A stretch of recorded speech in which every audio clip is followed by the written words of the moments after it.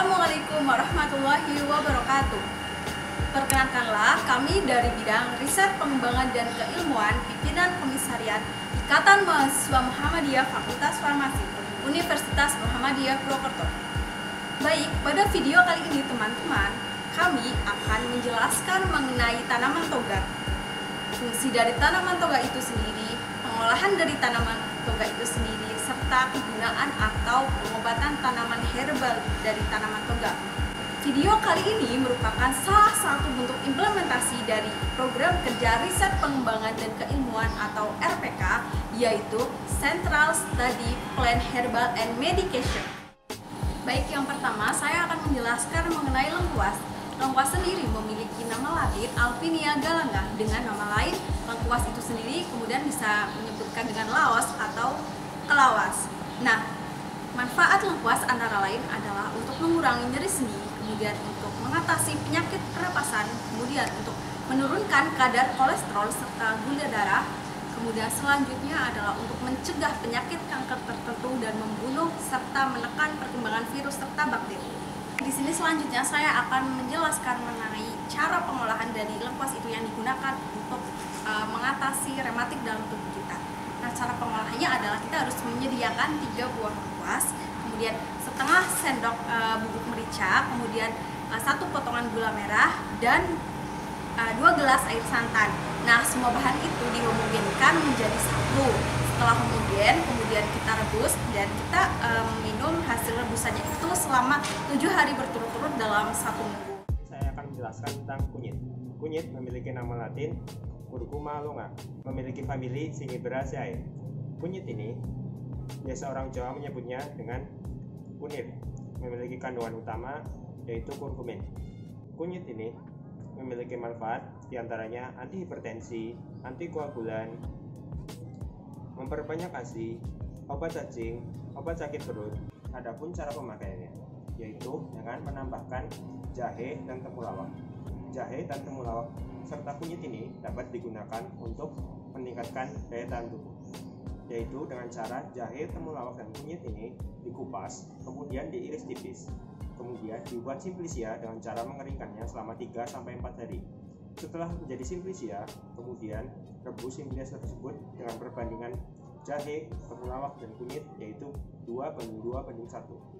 Kemudian ramuan tersebut direbus selama 25 menit, kemudian disaring dan siap diminum. Ramuan tersebut berguna untuk meningkatkan daya tahan tubuh atau stimulan. Dapat juga digunakan untuk sebagai antikorena herbal, yaitu dengan cara meminumnya selama 1 hari itu ada 1-2 cangkir. Selanjutnya saya akan menjelaskan tentang lidah buaya. Lidah buaya mempunyai nama latin yaitu aloe vera. Aloe vera termasuk ke dalam keluarga Liliaceae. Nah, di dalam lidah buaya ini ternyata banyak sekali mengandung vitamin. Salah satunya ada vitamin B, vitamin B12, vitamin E, asam folat, mineral, antioksidan, dan antiinflamasi. Ternyata banyak loh yang menggunakan aloe vera ini sebagai obat herbal. Nah, apa aja sih kegunaan sebagai obat herbal? Salah satunya untuk mengatasi peradangan. Peradangan itu kan karena adanya radikal bebas yang ada di tubuh kita. Nah, karena aloe vera ini mengandung antioksidan, maka antioksidan ini dapat mengikat radikal bebas yang ada di tubuh kita sehingga dapat mengatasi peradangan. Gimana sih caranya? Caranya cukup dengan mengkonsumsi jus aloe vera atau dapat dioleskan gel aloe vera ini ke bagian kulit yang bermasalah. Di sini saya akan menjelaskan mengenai tanaman serai. Nah, tanaman serai ini memiliki nama latin Cimbopogonatus. Tanaman serai ini yang bisa kita kenal sebagai bumbu dapur ternyata memiliki banyak khasiat sebagai obat. Nah, diantaranya ada antipiretik atau peredam demam, amarah atau penambah nafsu makan, kemudian karminatif untuk meredakan kolik perut, dan yang terakhir sebagai antispasmodik atau untuk merelaksasikan otot. Kandungan dari tanaman serai ini sendiri yaitu ada minyak atsiri, diantaranya ada geraniol dan citronellol. Cara pengolahan dari tanaman serai ini sendiri yaitu pertama kita membuang akar dari serai ini sendiri. Nah, kemudian kita rebus menggunakan air sebanyak 3 gelas. Nah, setelah itu kita tunggu air menguap hingga hanya tersisa 1 gelas air rebusan. Nah, air rebusan tadi kita minum pagi dan malam hari setiap hari. Halo, assalamualaikum warahmatullahi wabarakatuh. Di sini saya akan menjelaskan mengenai daun kelor atau biasa disebut dengan moringa aloe vera.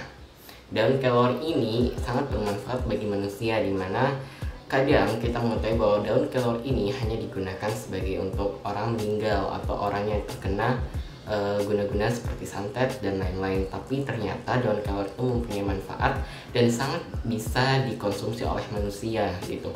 Karena di dalam daun kelor ini terdapat senyawa metabolis sekunder yang sangat sering kita dengar, yaitu adalah flavonoid dan ada alkaloid dan lain-lainnya. Daun kelor ini ternyata dia bisa menghambat pertumbuhan sel kanker atau bisa sebagai anti cancer, karena di dalamnya ini mempunyai senyawa yang namanya epigallocatechin galat atau biasa disingkat dengan EGCG. Itu sangat berfungsi sebagai anti cancer.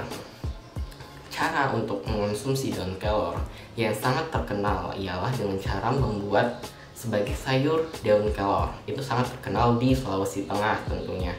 Daun kelor ini salah satu makanan khas dari Sulawesi Tengah, sehingga atau biasa di daerah Kota Palu itu sangat terkenal sekali untuk mengonsumsi daun kelor sebagai sayur. Sayurnya itu dimasak dengan cara untuk disantan terlebih dahulu, kemudian dengan berbagai macam bumbu, kemudian dikonsumsi lah daun kelor. Atau biasa juga daun kelor ini dimasak dengan sayur bening gitu, dijadikan sayur bening.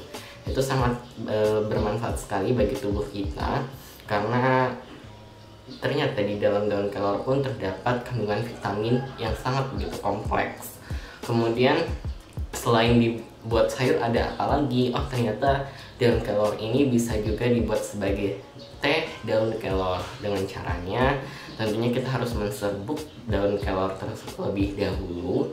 Kemudian setelah diserbuk, kemudian kita bisa menambahkan berbagai komponen lain di dalam serbuk itu, dan setelah itu diseduh dengan menggunakan air panas. Kalau tidak, bisa juga kita langsung minum dari hasil air rebusan daun kelor tersebut. Sehingga banyak sekali sekarang yang dikembangkan dari daun kelor ialah sebagai minuman herbal. Banyak sekali sekarang sudah dijual minuman herbal mengenai daun kelor. Baik, selanjutnya saya akan menjelaskan tanaman berikutnya, yaitu tanaman sidaguri. Tanaman ini mempunyai nama tanaman asal Sida rombifolia L dan mempunyai divisi Tracheophyta serta memiliki famili Malvaceae.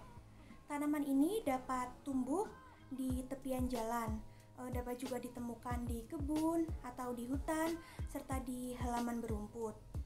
Nah, tanaman ini digunakan sebagai obat herbal karena terdapat senyawa pada tanaman ini, dan tanaman ini bisa digunakan untuk obat mulai dari daun, kemudian bunga yang berwarna kuning ini, kemudian batang serta akarnya. Nah, ada banyak sekali senyawa yang terkandung di dalamnya, seperti alkaloid, steroid, kemudian tanin, saponin, kemudian ada efedrin, asam amino, kemudian ada kalsium oksalat. Nah, selain itu, karena terkandung banyak senyawa yang ada di dalamnya, maka tanaman ini sering kali digunakan untuk obat herbal. Di antaranya, saya akan menjelaskan cara pengolahannya untuk penyakit-penyakit. Yang pertama itu untuk mengobati asam urat dengan cara merebus 10 helai daun ini, kemudian menambahkan 5 batang daun ini. Nah, kemudian direbus. Nah, air rebusannya tersebut dapat diminum pada keesokan harinya. Nah, kemudian dapat digunakan untuk mengobati rematik, yaitu dengan cara merebus 10 helai daun ini, daun sidaguri, kemudian menambahkan 30 gram akar dari sidaguri ini, kemudian ditambahkan air sebanyak 2 gelas. Nah, kemudian air rebusannya dapat diminum 2 hari sekali. Nah, kemudian dapat juga untuk mengobati sakit gigi, yaitu dengan cukup mengunyah 3 lembar dari daun ini. Apabila tidak kuat untuk mengunyah daun ini pada gigi yang sakit, maka dapat ditumbuk sampai halus, kemudian ditambahkan air 1 gelas, kemudian digunakan untuk kumur-kumur. Nah, kemudian dapat juga digunakan untuk mengobati cacingan, yaitu dengan cara merebus daun ini sidaguri sebanyak 10 lembar atau 6 lembar. Nah, kemudian direbus serta dihaluskan terlebih dahulu, ditambah juga akarnya dengan akar. Kemudian direbus menggunakan air serta dikasih sedikit garam, kurang lebih 1 sendok garam. Nah, kemudian air rebusan tersebut dapat diminum. Nah, kemudian dapat juga untuk mengobati gigitan lebam karena lebah. Itu dengan cara 6 daun ini direbus terlebih dahulu. Setelah direbus kemudian ditambahkan akarnya. Nah, setelah itu dari ramuan ini dapat ditempelkan pada bagian yang lebam. Nah, setelah itu untuk mengobati asma juga bisa, yaitu dengan cara meminum air rebusan ini dengan daun ini sidaguri, kemudian ditambahkan 50 gram akar, karena akar ini mengandung efedrin yang dapat melegakan pernafasan. Kemudian ditambahkan 2 gelas serta 2 sendok teh gula pasir. Kemudian air rebusannya dapat diminum saat dalam keadaan hangat. Untuk mengobati penyakit-penyakit tersebut dapat juga untuk mengobati penyakit lain seperti mengobati hipertensi, untuk mengobati HIV, kemudian untuk mengobati anti kanker atau untuk terapi anti kanker, kemudian anti tumor, antibakteri, dapat juga untuk mengobati gigitan dari serangga. Halo teman-teman, di sini saya akan menjelaskan tentang jahe. Pada kesempatan kali ini saya akan menjelaskan tentang manfaat dan cara pengolahan dari jahe. Jadi jahe sendiri ini merupakan tanaman yang masih termasuk dalam kelompok Zingiberraceae yang masih berkerabat dekat dengan kencur, temulawak, dan lain-lain. Nama latin dari jahe sendiri adalah Zingiber officinale. Jahe ini memiliki banyak kandungan antioksidan yang baik untuk menangkal radikal bebas. Jahe juga berfungsi sebagai pelancar haid, menurunkan demam, meredakan rasa pusing, meredakan rasa mual, dan lain-lain. Jahe sendiri ini pengolahannya cukup mudah ya teman-teman. Jadi untuk pengolahan jahe, pertama-tama kita memilih jahe yang bersih terlebih dahulu, kemudian kita parut, setelah itu kita masak dengan 1 gelas air dan kita saring.